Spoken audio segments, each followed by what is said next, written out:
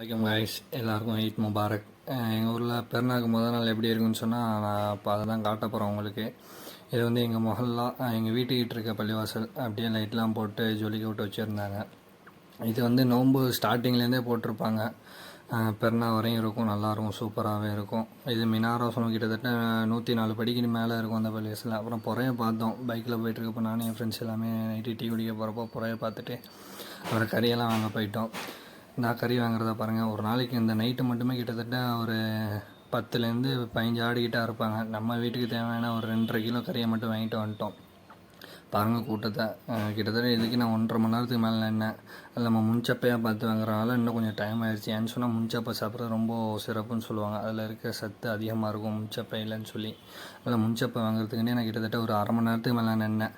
அப்புறம் வந்து வெட்டுறப்போ தான் நமக்கு கிடச்சிச்சு. ஏன்னு சொன்னால் இதோட 2வது ஆடு அறுத்து மாட்டுறாங்க. நான் வந்து நின்றத்துலேருந்து செம்ம கூட்டம், பயங்கரமான கூட்டம். கிலோ ஆனால் அதிகம், 900 ரூபா கிட்ட கிலோ எங்கள் ஊரில்.